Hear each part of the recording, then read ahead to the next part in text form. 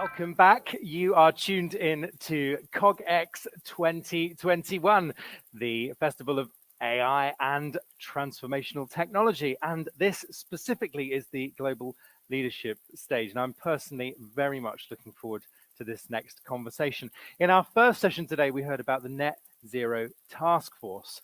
And you might say, well, pledging is one thing, but what comes next? The journey is what matters. And that's why our next company is synonymous with world class all around the globe. So we're in very good hands because interviewing the CEO of an extraordinary company is our co-founder of CognitionX. So I hand over the reins to Tabitha Goldstaub in conversation with Warren East.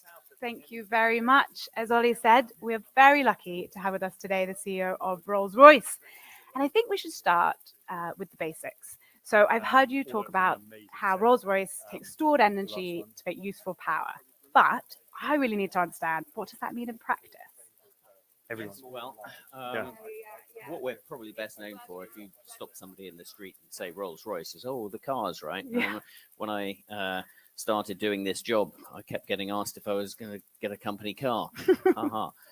Actually, Did you? so no, we're probably best known really for providing engines on aircraft. We've been putting engines on aircraft for over 100 years.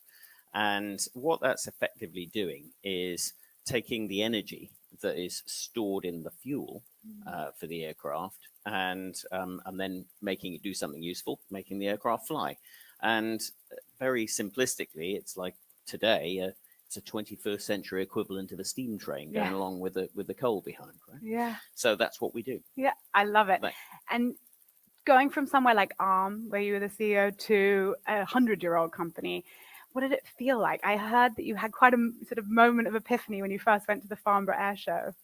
Well, yes, I did. I've sort of worked for 3/4 of my career in the world of semiconductors. And, you know, if there's a sector in technology that has really sort of changed people's lives over the last 30, 40 years, it's semiconductors. Yeah. You know, they are everywhere. And, you know, all the tech companies that we had on this platform a moment or two ago, those business models work because of the progress that has been made in semiconductors.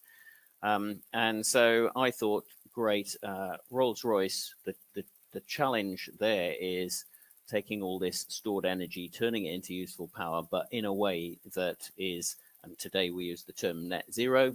Back when I joined Rolls Royce in 2015, I was thinking more in terms of not trashing the planet. Good. I thought, what a fantastic opportunity to join a company, one of very few companies that is in a position to make a change equivalent to the sort of change that we've seen over the last 40 years in semiconductors.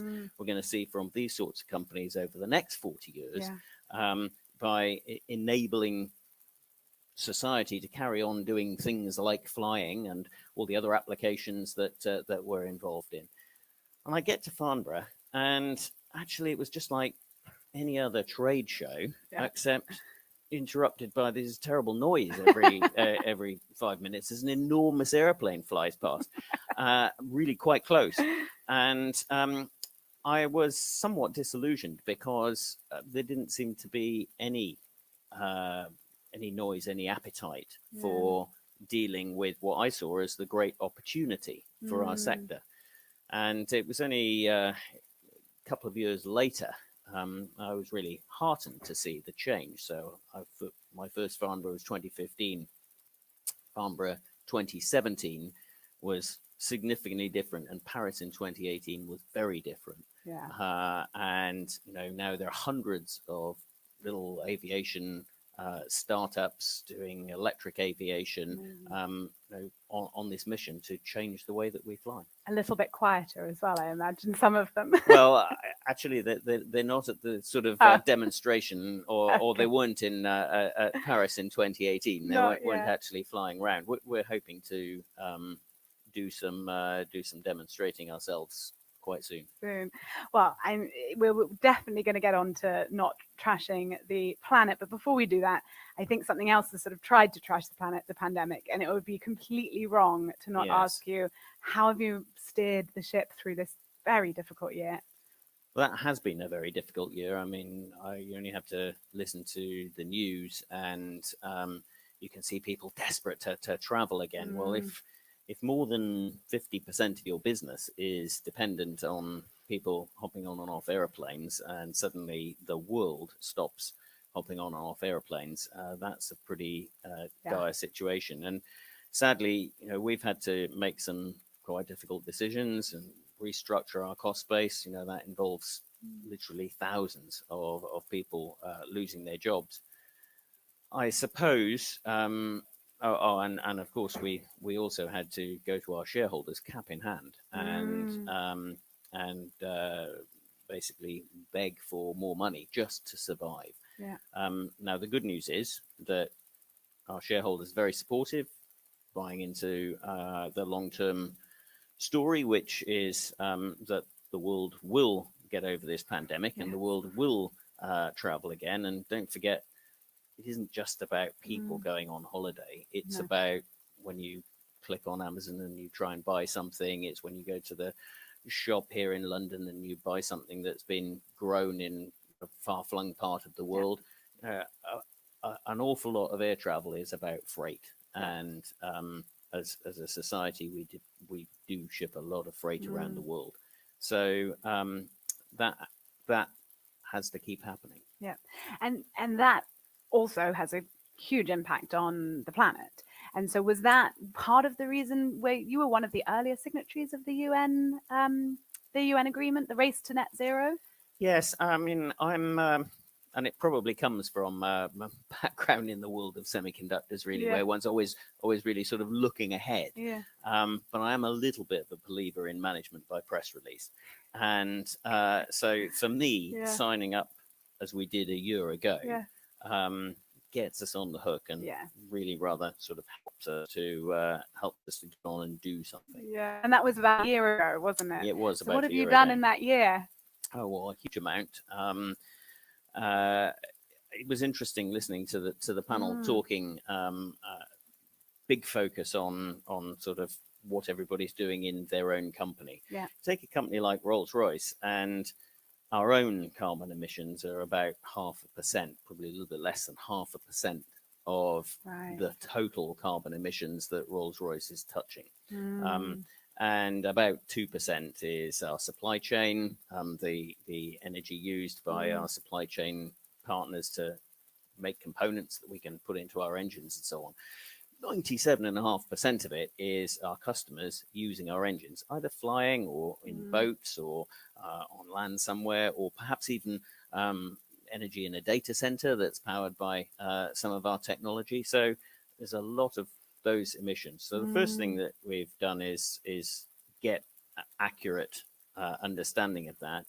And the second is a huge amount of planning and convening and stimulating within the aviation sector, because that is accounting for most of it by a very, very long way, around things like electric aviation, hybrid for shorter distance, but still quite big aircraft, and for long haul aircraft, synthetic aviation fuel. Now, something like synthetic aviation fuel isn't going to come from one company on its own. It's going to come from a massive industry that has to reinvent itself over the next couple of decades. And it's going to take winning sort of more hearts and minds than just that we saw earlier.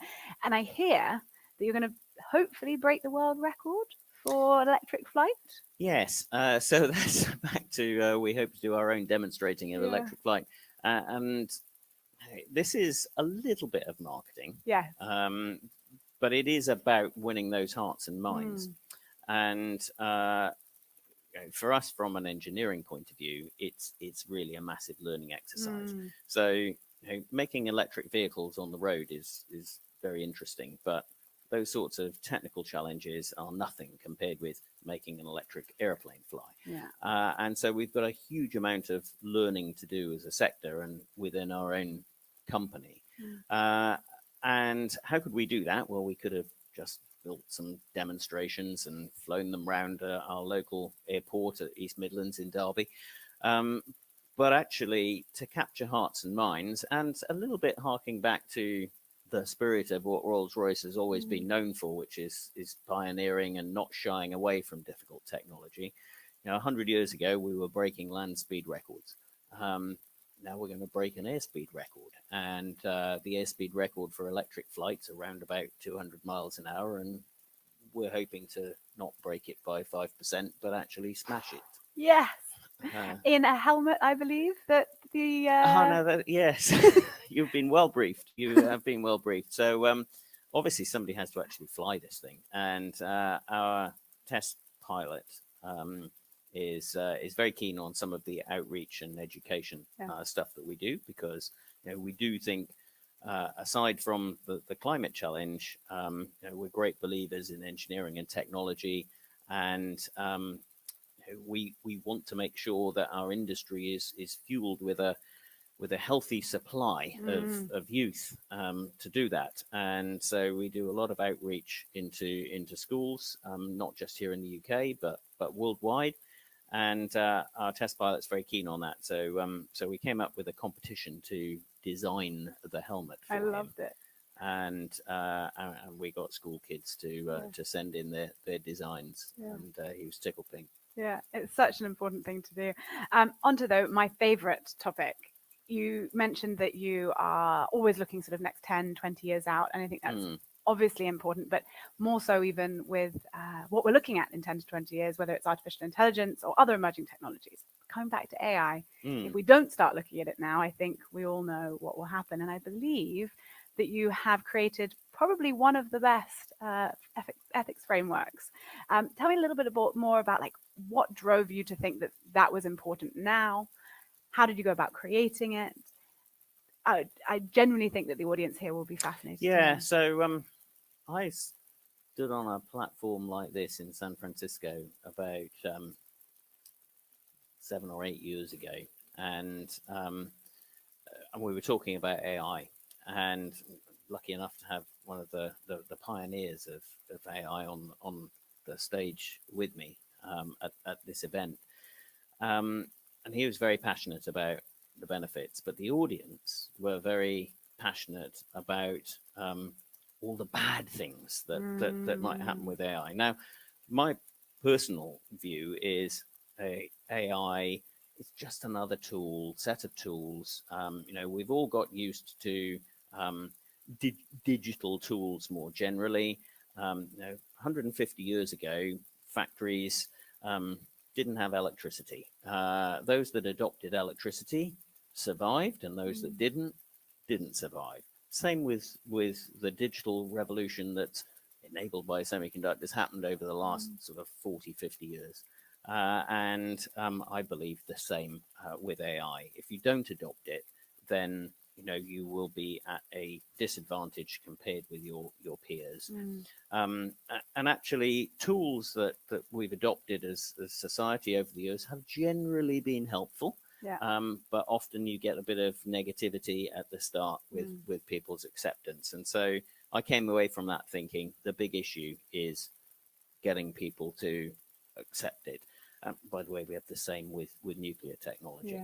And so we had a small team at Rolls Royce developing AI tools for our own use and for use within our ecosystem. It seemed like a good idea to have a challenge of, okay, what can we do to remove this barrier? Now, we're not going to remove the barrier completely, but we believe that our Alicia tool is an excellent framework that we can propose as a framework for helping people understand how the users and developers of AI can then overcome bias and ethical challenges. And I think you're going to interview head of our R Square Data Labs a little bit later in this event. So I would ask her about it. Yes, we have Caroline Gorski. Caroline Gorski. Day 2. It should be popping up in your Hopin link, and I'll tell everyone else in the room after. And also Paul Stein, your CTO, is speaking a little bit more about the race to net zero as well. Yeah. So very lucky to dig deeper with them. But on to thinking about how do you inspire this next generation? I think, as you just described, the real challenge is about getting people to think that this is a good thing, whether it's nuclear or artificial intelligence. You're an engineer yourself. What are you doing in order to make sure that the engineering sort of ecosystem within Rolls-Royce feels both excited and make sure that you're figuring out how to get the ethical challenges right? Yeah, well, I mean, the lot of any leader of a business such as ours is you have to get the people on side. And for me, also joining Rolls-Royce, one of the challenges I saw was our workforce was frankly a bit too old.